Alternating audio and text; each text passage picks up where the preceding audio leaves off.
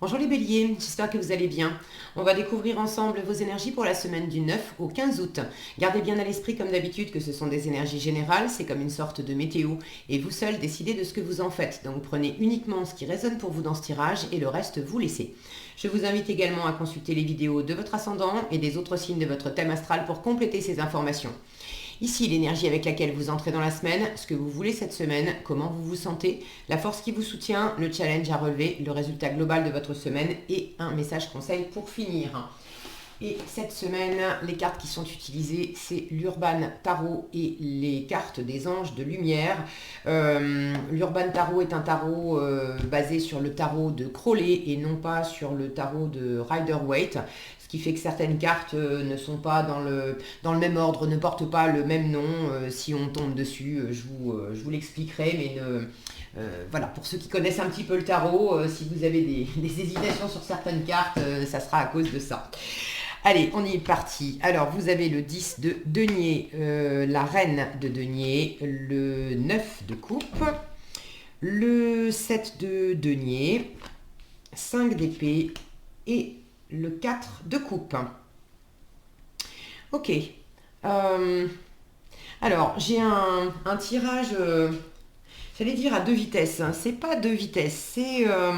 comment dire, ici j'ai une très belle ligne d'opulence, d'abondance, de satisfaction, de moments passés avec les siens où on profite de la vie, il y a un environnement sécure, posé, épanouissant.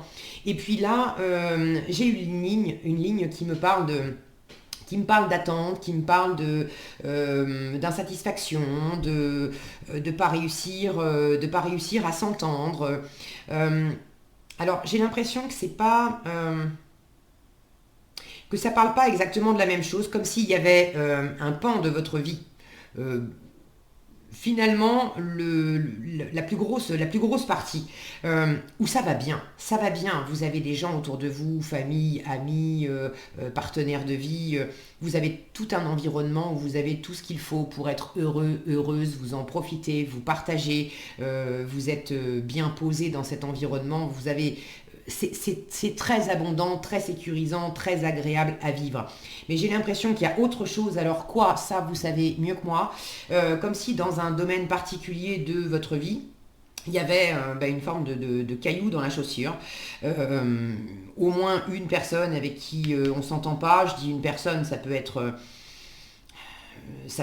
aussi au sein du travail, ça peut être avec une administration, ça peut être... bon, mais j'ai un 5 d'épée ici en challenge qui me parle de bataille d'ego, qui me parle de difficultés à se comprendre, à s'entendre, d'arguments qu'on s'oppose, et puis il y a une forme de stérilité dans le 5 d'épée parce qu'on cherche absolument à avoir raison. Quand je sors cette carte, le 5 d'épée, je pose systématiquement la question, qu'est-ce que tu préfères? Est-ce que tu préfères avoir raison ou est-ce que tu préfères être heureux? Et là, j'ai toute une ligne qui me dit que vous avez plein de choses pour être heureux. Donc en challenge, je vous le dis tout de suite cette semaine, s'il y a effectivement des débats d'idées et que vous en arrivez à ce point, est-ce que je préfère avoir raison ou est-ce que je préfère être heureux? On vous le dit tout de suite en challenge, prends plutôt le bonheur, tu en as, d'accord? Alors ça vous demandera de lâcher l'affaire dans une discussion, d'arriver à dire à l'autre, après, que vous en pensiez pas moins, c'est autre chose. Mais dans une discussion avec quelqu'un avec qui vous ne vous entendez pas, d'avoir cette prise de hauteur, de dire, écoute, tu sais quoi, t'as raison. T'as raison, fin de la discussion, ok. Ça va pas vous faire plaisir, j'ai une forme d'insatisfaction ici, bon.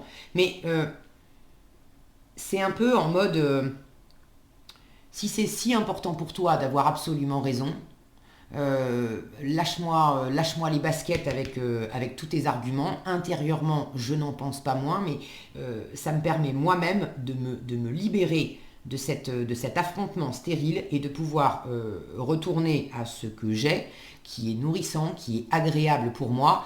Et si ça doit passer par un moment d'insatisfaction où il y a quelque chose qui n'avance pas comme je voudrais cette semaine, mais par ailleurs qui est quand même compensé par d'autres choses qui sont très sympas dans mon environnement, je vais plutôt choisir de me satisfaire de ce que j'ai plutôt que de me prendre la tête toute la semaine avec ce qui ne fonctionne pas comme j'aimerais. Maintenant, c'est la météo, vous avez votre libre arbitre. Bon, en force, j'y vais tout de suite, je vous parle des 3 super après. En force, on vous conseille la patience avec le 7 de denier. Le 7 de denier, c'est la carte du jardinier. C'est le fait d'avoir planté des graines, d'avoir fait tout ce que vous pouviez faire dans une situation, et puis d'attendre que ça pousse, d'avoir également la première récolte. Le jardinier, c'est vraiment faites ton mieux chaque jour. À partir du moment où toi, tu as fait ta part, en la faisant en conscience, le jardinier, il peut faire que sa part. Sélectionner les graines, préparer le terrain, enlever les mauvaises herbes, au fur et à mesure que ça pousse, être attentif à la météo pour arroser ses plantes s'il y a de la sécheresse, au contraire protéger ses plantes s'il va y avoir des vents violents ou de la grêle qui est annoncée. Voilà, ça c'est la part du jardinier. Il y a une situation dans laquelle vous pouvez et vous avez certainement déjà fait de votre mieux. On vous dit continue à faire de ton mieux. Tu as déjà commencé à récolter sur ce mode-là, continue. Après, il y a la part qui ne t'appartient pas. C'est la part de l'univers, c'est la part des autres en face de toi. Et là, il y a quelque chose qui t'échappe. C'est symboliquement, ici on est en train de jouer... bon, moi les jeux de cartes, je connais pas trop, à part le solitaire. Je sais pas, ça me fait penser au poker. C'est peut-être pas le poker, j'en sais rien, mais comme s'il y avait, voilà, un côté casino. Là, je vois avec ses flèches et puis un peu comme voilà, la roulette du casino. Il y a quelque chose qui vous échappe dans une situation. Vous pouvez pas tout maîtriser. Alors faites de votre mieux avec votre part à vous. Et puis après, ce qui vous échappe. Et le fait que vous ne soyez pas nécessairement gagnant dans ce jeu de casino, là, dans ce jeu de roulette ou de poker, c'est momentané, d'accord, c'est pour la semaine. Mais par ailleurs, il y a quelque chose qui est très abondant et très agréable à vivre. Alors oui, je le redis, c'est une forme de caillou dans la chaussure qui fait que globalement, en résultat de la semaine, j'ai quand même une forme d'insatisfaction avec le 4 de coupe. On est dans la stagnation, c'est un 4, on bouge pas, il y a peut-être quelque chose là qui fait que vous pouvez pas, comme une espèce de limite que vous ne pouvez pas franchir, vous ne pouvez pas faire pousser les choses plus vite. On vous invite à être patient. Donc c'est pas la peine d'essayer d'argumenter à coups d'épée. Les épées, c'est la parole, c'est la pensée, c'est les arguments. Donc c'est pas la peine d'essayer de forcer le truc. Si ça passe pas, ça passe pas. On vous dit faites ton mieux. C'est en train de pousser, c'est en train de se déployer. Ça va te laisser un goût de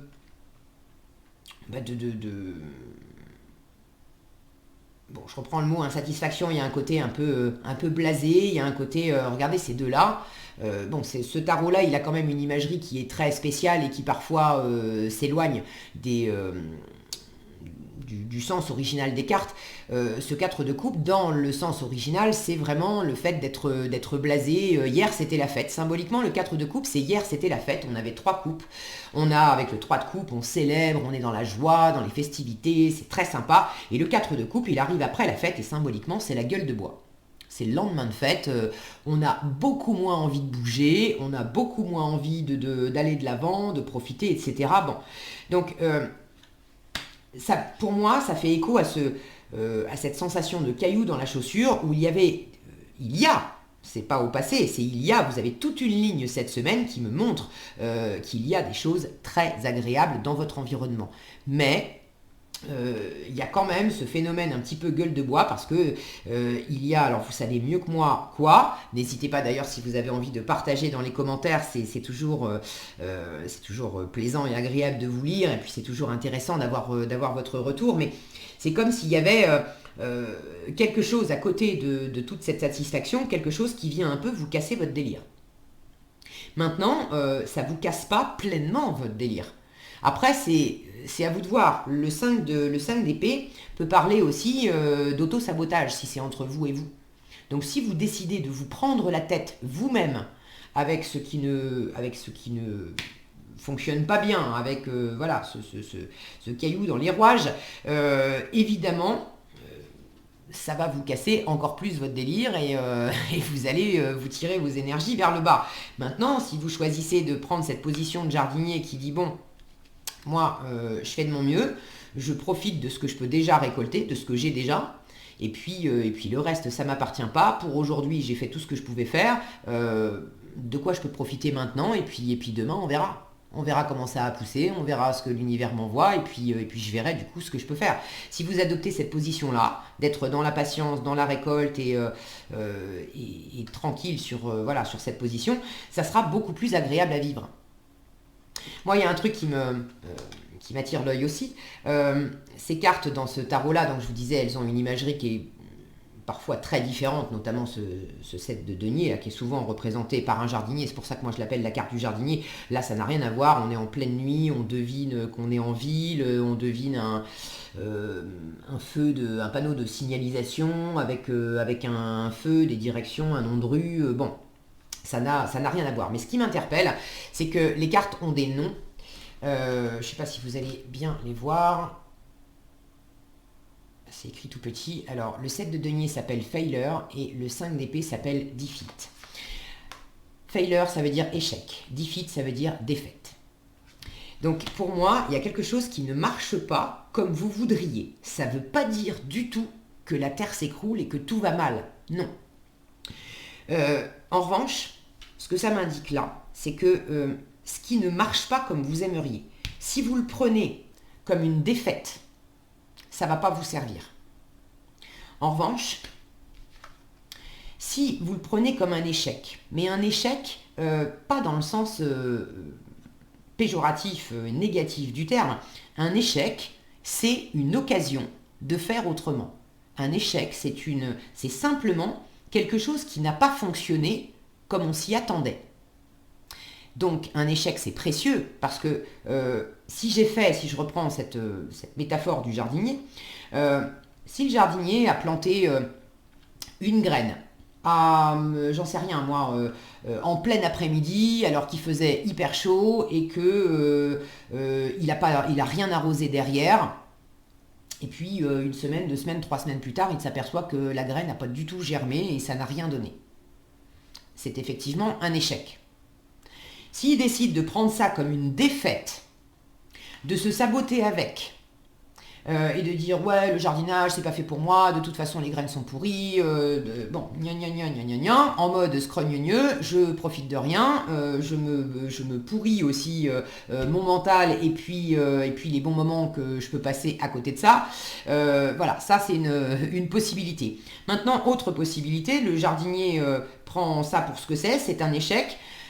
Donc j'ai des choses à en apprendre. Alors voyons, qu'est-ce que j'ai fait? J'ai planté une graine en plein après-midi alors qu'il faisait très chaud et que le soleil cognait bien. J'ai pas mis d'eau et ça n'a pas poussé.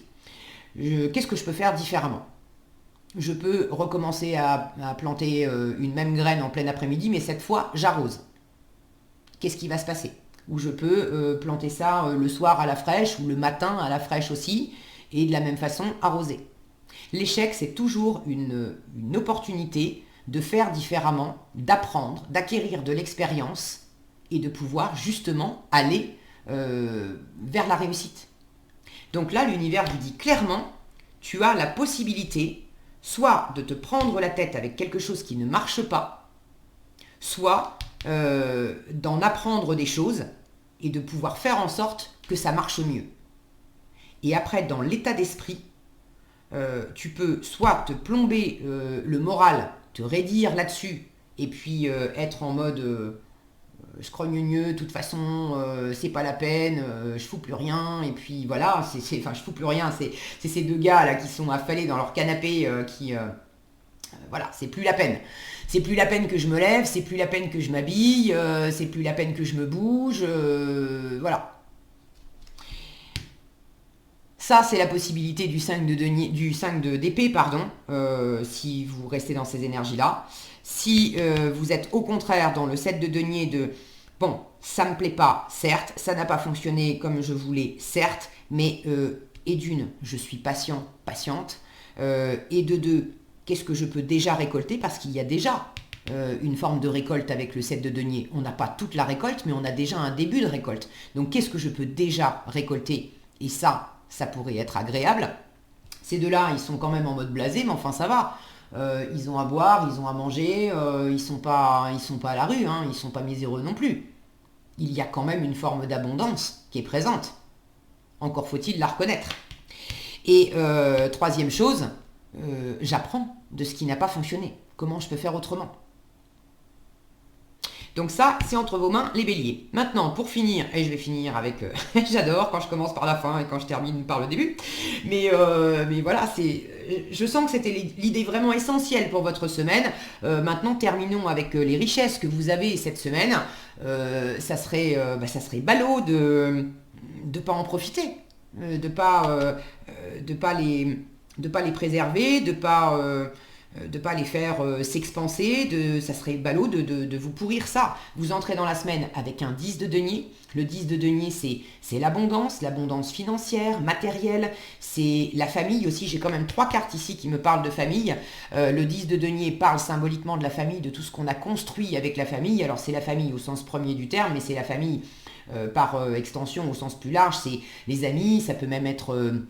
l'entreprise, les collègues, toutes les personnes avec lesquelles on interagit depuis longtemps, qui forment comme une famille parce qu'on les connaît bien, on se connaît bien, on se soutient les uns les autres, on fait concrètement des choses ensemble. Avec les deniers, on est dans le physique, dans le matériel, on a bâti des choses ensemble. Ça peut être bâti des maisons, construit quelque chose au travers d'un travail, on a bâti des richesses, bref, c'est très opulent, c'est très sécurisant. Donc la notion de famille, ce que vous voulez, la reine de denier, elle s'appelle ici la matriarche, c'est vraiment la mère de famille, elle est attablée avec sa famille, et c'est ce que vous voulez prendre soin de vous, vous voulez prendre soin des vôtres, vous voulez quelque chose qui soit vraiment enrichissant, et pour vous, et pour votre environnement.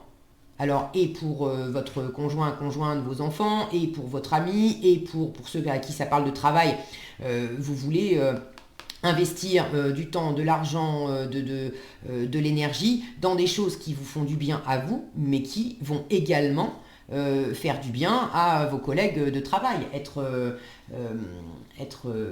Pardon, je bug, je suis en train de voir que j'ai une très jolie libellule qui est dans mon bureau et qui est en train de chercher à sortir. C'est beau ça, les libellules, hein. Signe de changement. Alors, je reviens à cette notion de famille. Vous avez vraiment à cœur que ça soit un investissement très abondant pour vous, mais aussi pour votre environnement. Et pour finir, ça c'est votre état d'esprit, le 9 de coupe. Le 9 de coupe, c'est la réalisation des vœux, par soi-même, pour soi-même, et on est vraiment dans le domaine émotionnel, c'est le plein épanouissement émotionnel. Dans l'absolu, avec un 9 de coupe, on n'a pas besoin des autres pour être heureux.